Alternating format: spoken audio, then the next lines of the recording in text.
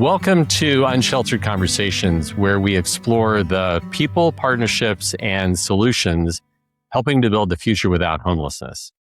I'm Scott Larson, CEO of HomeAid America.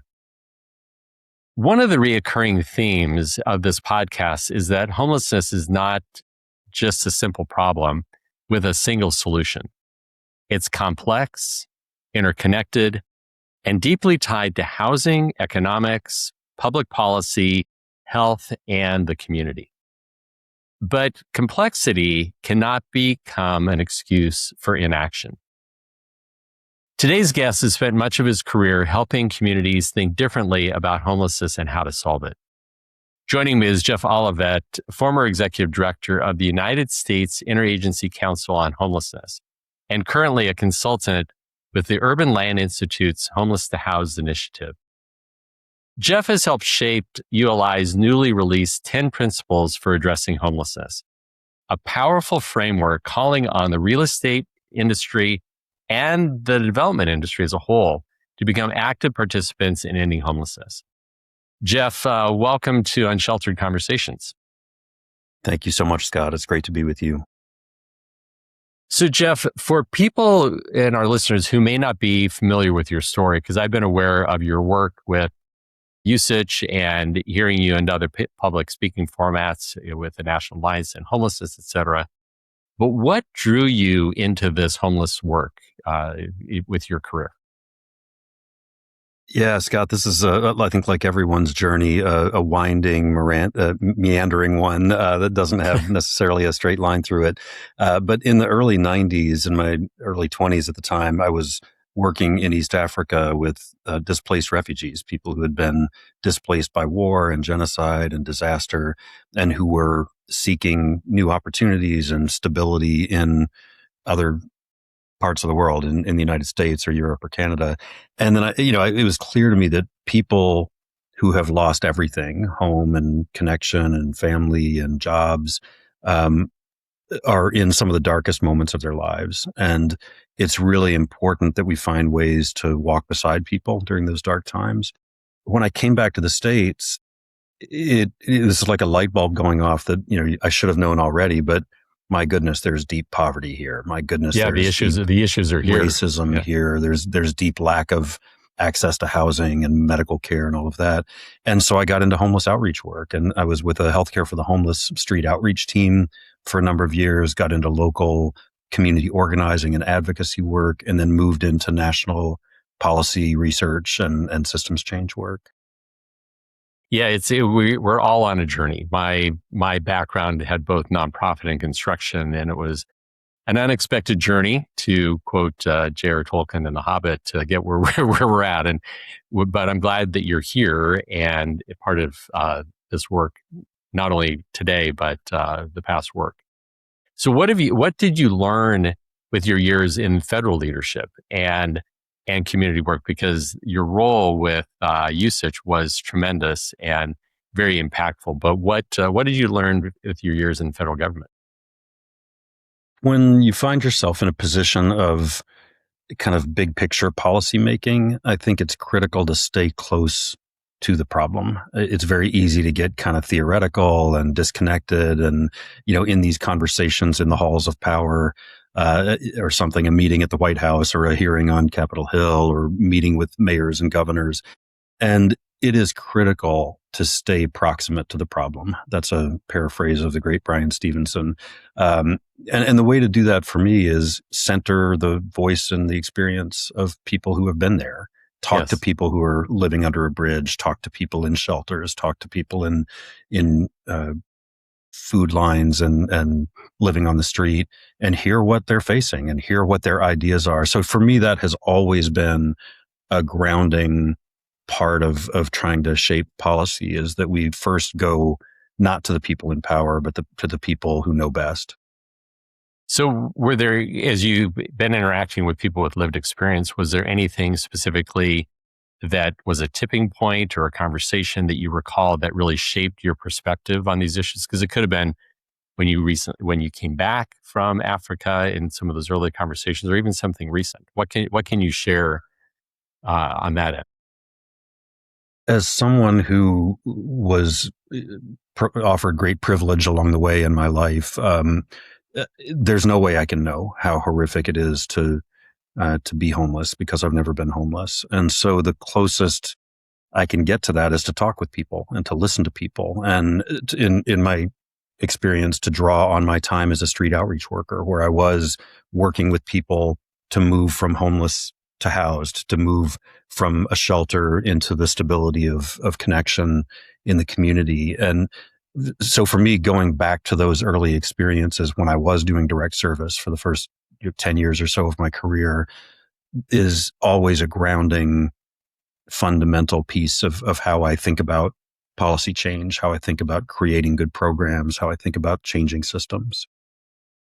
And it's interesting because on my end with HomeAid, we get involved with the construction and different projects, and you're a couple steps removed. So I completely agree and understand the need to listen and hear people that are actually living this way, living either on the streets or precariously housed. And in a community where I lived, there would be people you'd see at the grocery store and people at the gas station or on the street corners. And if we don't interact with them, we'll never know their story. And we're just going to make assumptions and we're going to have misunderstandings unless you really begin to sit and listen. What do you think that people, when people see homelessness or talk about it, what do you think is one of the things that they most misunderstand? I often hear a kind of hopelessness about, we will never solve this. It'll always be with us. And I fundamentally don't believe that. I think I've seen too many success stories, too many people who seemed hopeless at the time and seemed like they would never make their way out of homelessness, who did, and who are now stably housed and in recovery from addiction and from mental illness and from trauma. And so I think at the individual level, it's absolutely possible to solve homelessness. At the societal level, I also think it's possible to solve homelessness. If you look back over the course of our history as a nation, there have been times when homelessness has really surged. We're in one of those times. But there have also been times when it has receded and where we've really built tremendous housing supply and provided better access to education and healthcare and the supports people need. So I remain deeply hopeful, even when I hear some of the hopelessness out there. Another misconception that I hear often is just that people choose to be homeless or they're there because of bad choices they've made. And, there are just too many factors that go into it to make it that simple. The common denominator in the experience of homelessness is that people don't have a house. They don't have a safe door to lock and a bathroom to go to and a kitchen to cook in.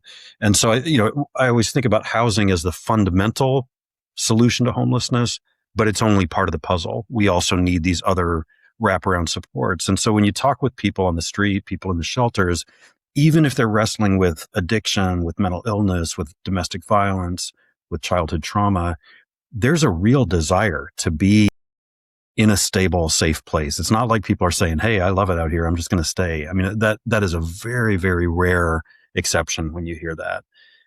The final thing I would say, Scott, is that visible homelessness, the kind of unsheltered encampment homelessness that we see in a lot of cities and even in rural areas, is the tip of the iceberg.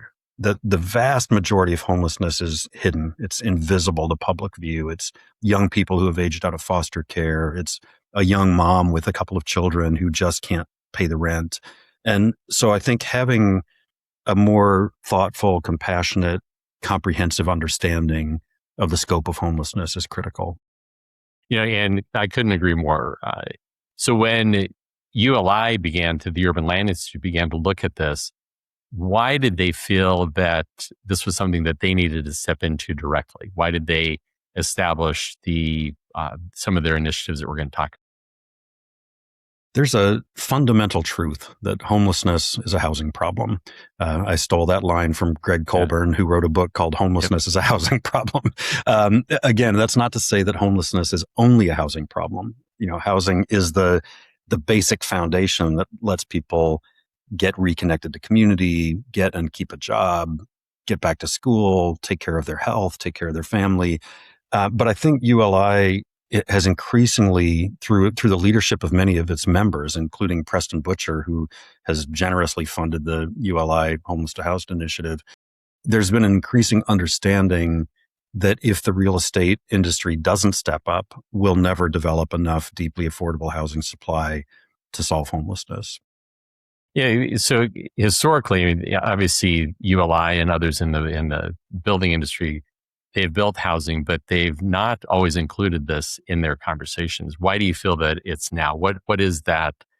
What was the impetus that they're seeing of why now?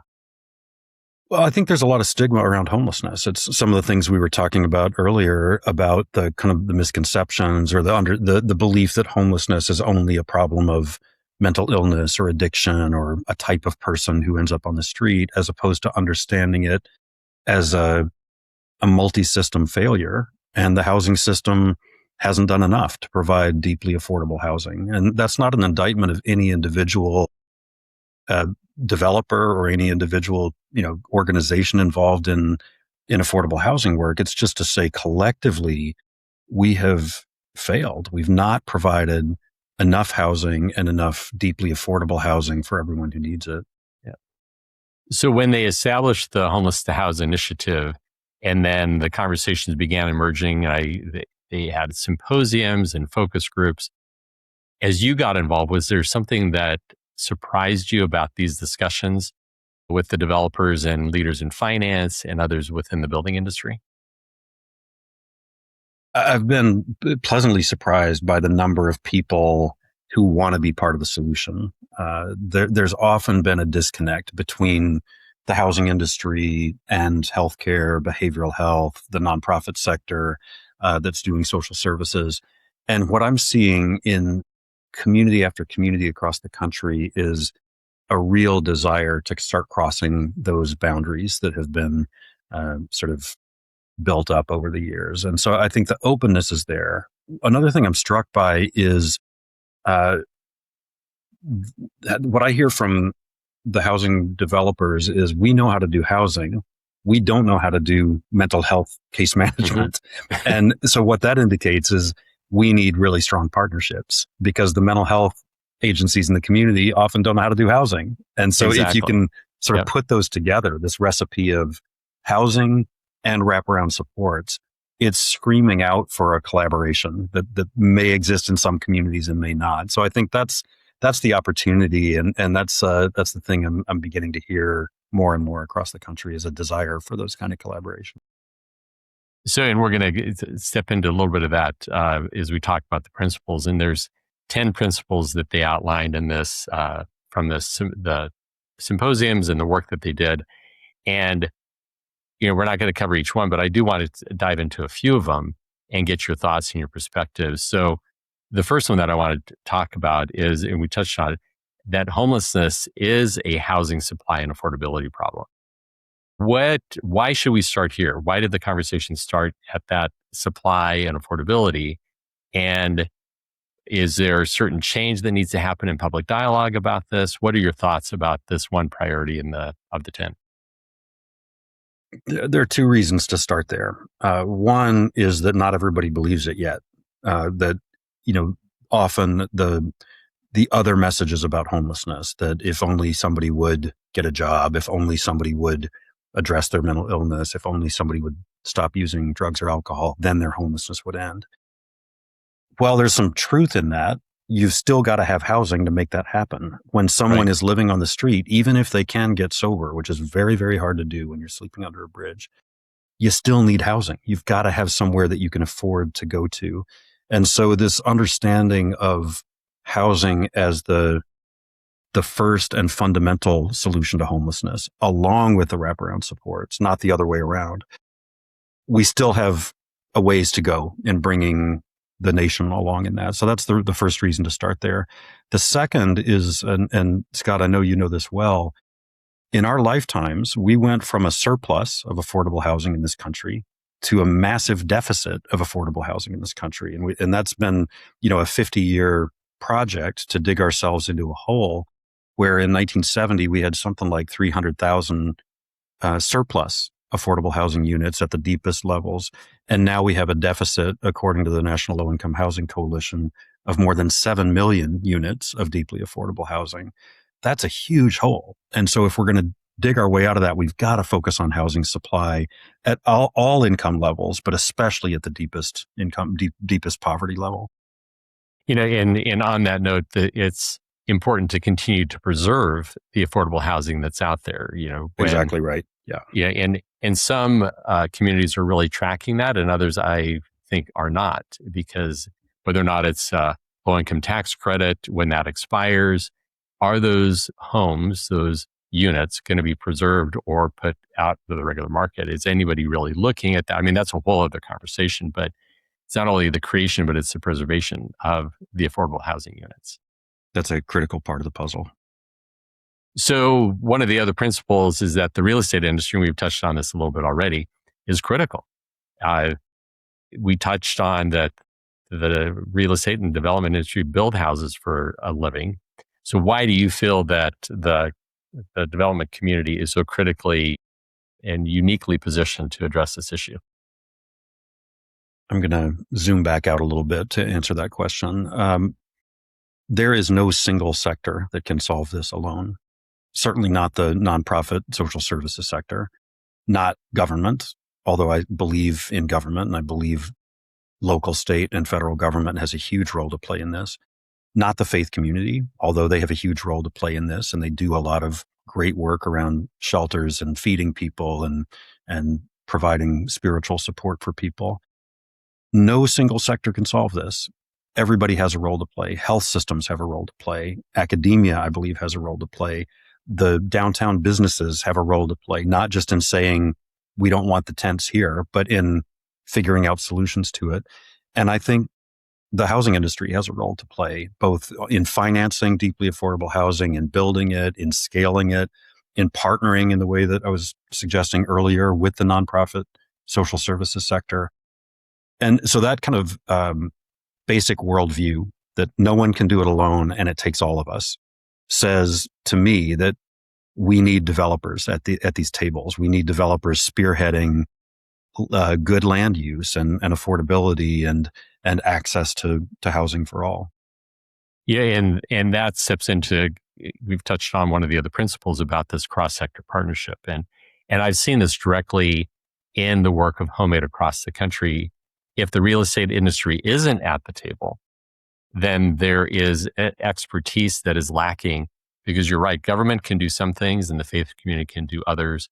And then the service sector, the social service sector that's providing these services, they all have unique skills, but they don't know necessarily how to do land assessment and how to finance and how to actually build. And so how do you see in a community, because I've seen how HomeAid has done that in communities. We're not in every community across the country. But have you seen how these successful partnerships have worked across the country, in particular either a community or an example of how it all came together? Well, I think you and your partners at HomeAid are leaders in doing this and doing it right. Not only do we see bright spots around the country, we're actively documenting those bright spots. One of the parts of the Homeless to Housed initiative is a series of case studies that are really around exactly what you're talking about. Effective partnerships from developers with Healthcare for the Homeless Project to do medical respite, a supportive housing program for people with long-term homelessness and mental health issues, where you've got the developer doing what the developer does and the community behavioral health providers doing what they do. So we've written up more than 20 case studies from around the country, and these are available at the ULI website, uli.org. And what they're trying to do is show a roadmap, not only to say this is possible, but to say here's how to do it. And those case studies have really detailed financial information. They include the pro formas for how the project was financed. They talk about the partnerships that have made it successful. They show amazing images of these beautiful developments around the country that are bringing not only a roof over people's heads, but dignity and a place to call home. And they're just extraordinary stories. And when I was in my role as a federal policymaker running the U.S. Interagency Council on Homelessness, I had this incredible honor of visiting so many of these programs around the country and meeting residents who 6 months ago were homeless and now they're in a place of their own. And the experience of that is just transformative. So with that, that component we touched on, discussing these topics with people that are actually with the lived experience, how do you see them folding into a development, or what role do they have at the table in shaping policy or the design of a project and even how it lives and functions? And what do you see happening if we fail to include those individuals or families in the conversation? If we fail to include those voices, we're going to get it wrong. We're going to get the design of the facility wrong. We're going to get the range of services we're offering wrong. If you've got people who have never experienced the traumas of homelessness, trying to design something on behalf of other people, you're just never going to get it right. It's fundamentally not human-centered to do it that way. What the roles I see as being really critical are multiple. One, just on the services side, the best street outreach workers I've known, the best case managers I've known, the best drug and alcohol treatment counselors I've known are people with their own lived experience of those issues. Mm-hmm. And not to say that you have to have those experiences to be in social services. I think a lot of people don't and are still very effective. But I think there's a direct service role of peers providing services that can be incredibly powerful. I also believe that people who are going to live in these buildings ought to be part of the design process. What do we need? What do we need in our unit? What do we need in our common spaces? What do we need in our outdoor spaces? What amenities are essential to how we're doing this? I've seen a number of permanent supportive housing sites that are designed with trauma-informed care principles at play, meaning that if someone has experienced trauma, domestic violence, abuse, assault, which many people who are homeless have, that you design a place with that in mind. That has to do with lighting. It has to do with common spaces and exits and entrances and safety and staffing of common spaces. And if you don't ask people what they need, it's very hard to guess what they need. Yeah, and that's absolutely true. And just to relate it on a personal level, the home that I live in now, when I moved into it, I discovered who the architect was, and I said, to this individual, you designed the home that I'm living in, and he asked me directly, well, how does it live? Because he might design a home, but he goes, I never get the feedback that I need to design things in the future. So that directly relates to whether or not it's an emergency shelter or permanent supportive housing or forms of transitional recuperative care.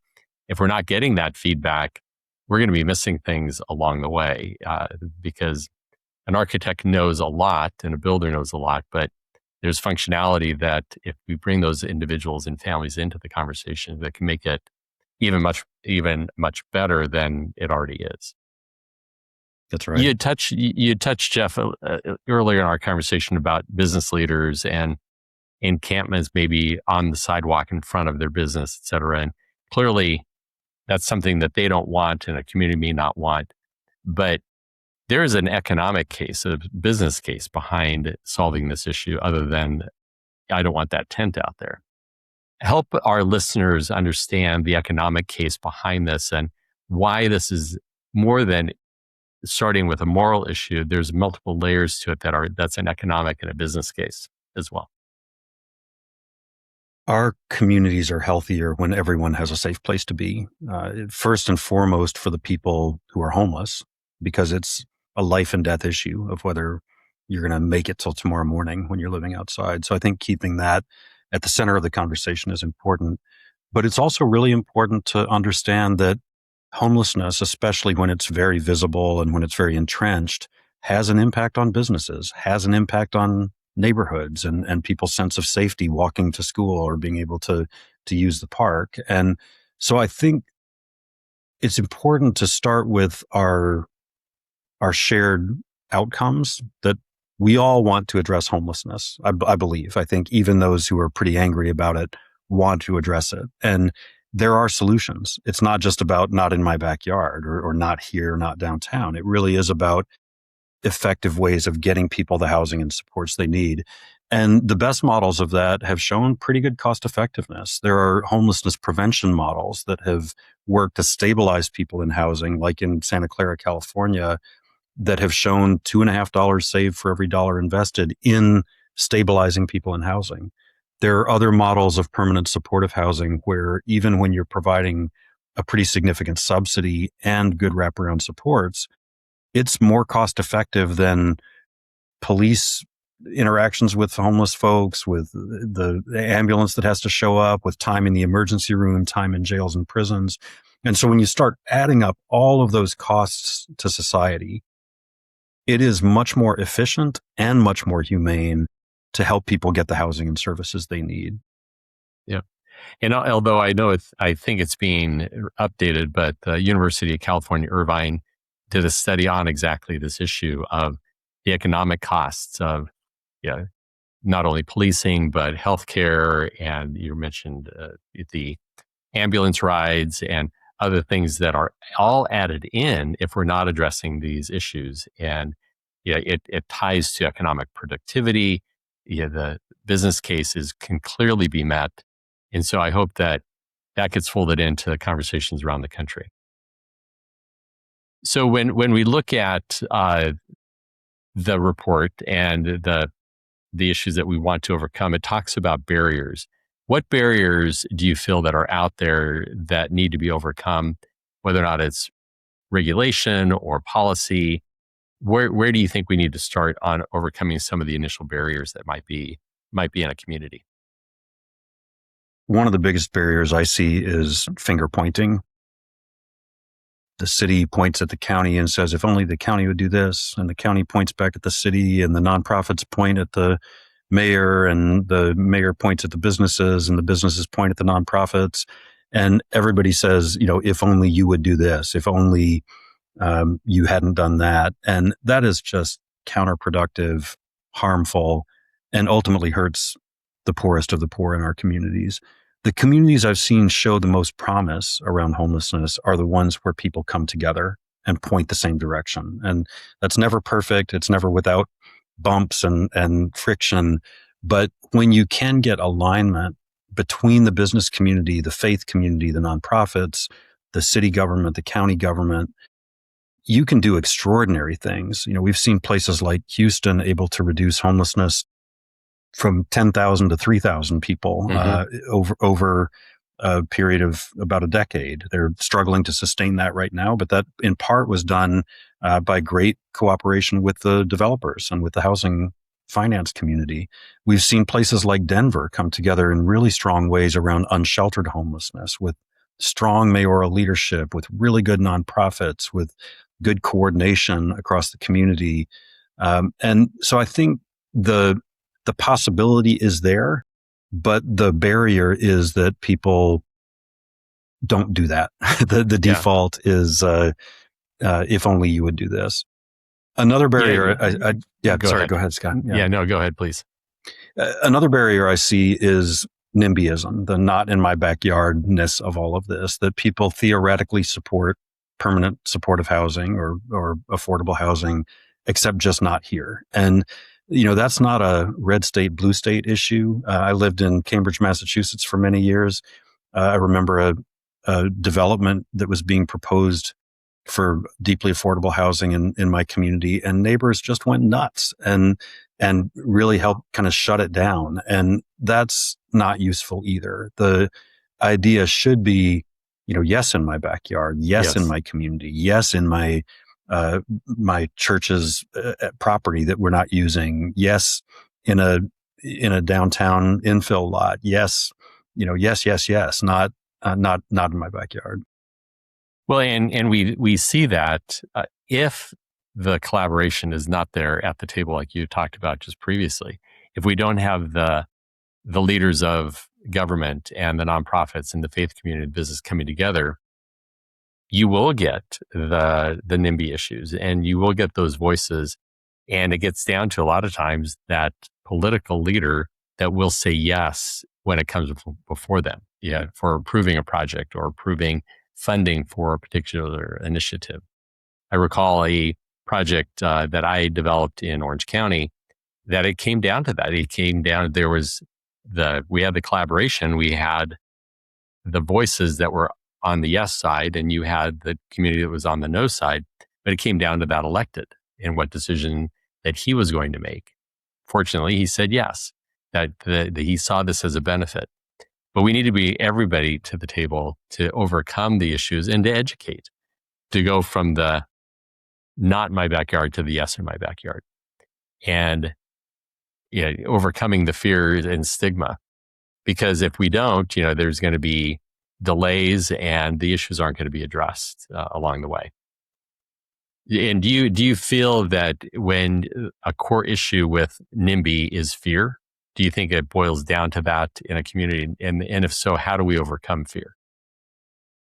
I do. I think it's fear of each other. I think it's fear of property values going down, which is not the case. If you really look at data around that, well-run affordable housing communities can actually help increase property values in community. I think it's a fundamentally human problem that we see people as the other rather than seeing them as our brothers and sisters, our mothers, our fathers, our children, our friends. And that takes a real psychological sea change and a moral sea change, a question of what kind of nation do we want to be? What kind of community do we want to live in? And how do we take care of one another? No, I could not agree more. So in your role, either right now with ULI and the other work that you're doing, or in your previous role with Usage, did you see some housing models that were out there that really excited you, and you feel there's opportunities that are being missed that we should be focusing on? There's so many. I mean, there are just so many incredible programs across the country developing new units, as you're saying, doing preservation with old units. There are groups like the Colorado Coalition for the Homeless that have been able to scale up in the thousands and thousands of units of permanent supportive housing area that are really transformative. There are creative uses of warehouse spaces like a Vivo Village in Minneapolis. Minneapolis, correct. And we wrote one of our case studies on a Vivo Village, and I visited that site, and it, what started as a warehouse with some tents in it to keep people alive in the winter is now this sort of vibrant community where people can come inside, have their own door that locks and a place to sleep, and really a pathway out of homelessness. So there's no shortage of good models. There's no shortage of good ideas. What there's a shortage of is the political will to fund these at scale, to take the stuff that's working and magnify it 10-fold, 50-fold, 100-fold, so that we're not thinking in the range of 100 new units of supportive housing in a community. We're thinking in the range of 10,000 new units of supportive housing in a community. And that's where someone coming in from a developer's mindset would look at it, because it's not just a nonprofit that might be saying, okay, I need to house 10 people or 20 people, or I want to house these families. Someone needs to look at it in scale. And that's where the mindset, not only from design, but the financing of it, comes from people with expertise that do that in their daily living as developers. And that's where I'm glad that ULI is doing what they're doing, because it's bringing to light this issue. Do you see? Right. And I would add, if I can add to that, Scott, yes, please. That's also only part of the puzzle. We also need the financing of mental health care and the drug and alcohol detox beds and the case management that's going to help people reconnect with family and friends and community and jobs and school. The housing alone is only half of the equation. And so, we can't say to the nonprofit sector, why don't you just solve homelessness if we're not doing housing? We also can't say to the housing industry, just develop the units and everything's going to, homelessness will magically everything's going to be fine. Yeah. And that's just not how it works. It's got to be a more comprehensive approach. And that's where, when I look at the continuum of care, not necessarily from the federal government standpoint, but the concept in a community of the continuum of care of, do you have enough emergency shelter beds? Do you have enough specialized transitional type of housing? Do you have a recuperative care center? Do you have the mental health beds? Do you have the facilities when someone's leaving incarceration? Do you have the homes that are for emancipated foster youth? Someone needs to be looking at that as a whole, and then the additional services that need to be provided. So I really feel that that can be done collectively in the community with the people that we've talked about. That's a great way to think about it. Yeah. Do you see momentum? Do you see momentum as you're seeing these conversations unfold within ULI? Do you see some enthusiasm? Do you see progress and the lights going on with them to say, okay, we can do this. It's not just on paper. We can actually build and provide some solutions. I do. I see momentum. I see energy. I see creativity. I also see a lot of challenges out there. We're living in a very polarized moment in our nation's history. Although the recent passage of the 21st Century Road to Housing Act is one of the few truly bipartisan pushes that we've seen really since the beginning of the early days of the pandemic, when we did see some bipartisanship around housing stability and emergency housing vouchers and rental assistance. So there are glimmers of hope, and yet we're living in a very challenging time with uncertain economic upheavals, with uncertain political changes around the use of continuum of care funds, for example. And so I think there's a lot of uncertainty and a lot of nervousness. And yet I see really good things happening. I see good projects happening all the time. And so I think we need to lean into our best selves, draw on each other's best strengths, and keep plowing forward, because there's a lot of work to be done. I'm glad you mentioned hope, because I was going to ask you about that as well, because we do need to have that. We need to point to examples of what's been done successfully. And I'm grateful that you've done with ULI, these case studies, that it's out there, that we're not operating in a vacuum. We're not operating without data. We're not operating without clear case studies that show a solution in a particular community. And so I'm glad that you have hope.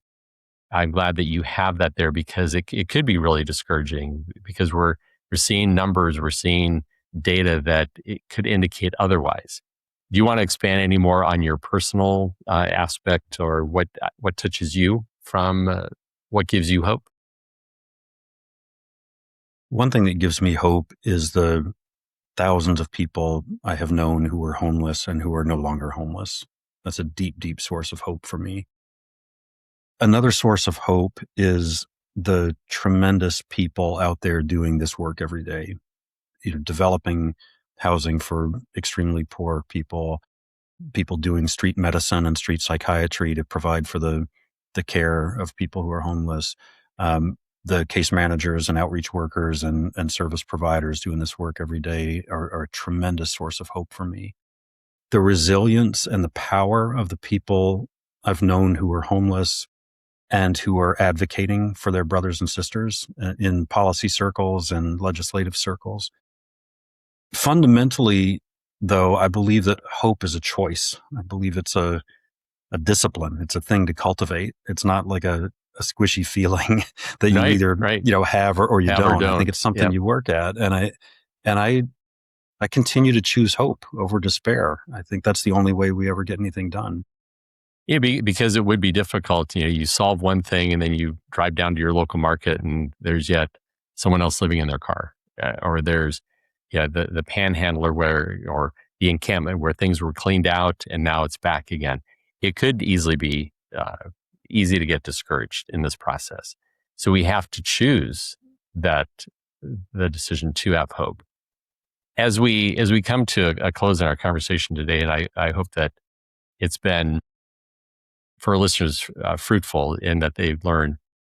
Just a couple rapid fire questions. Do you feel that there's a solution that's been overlooked that we need to make sure that is at the forefront of our thinking? Upstream homelessness prevention, stopping it before it starts. Absolutely. Once homelessness begins for people, it becomes much, much harder for them to get out of it.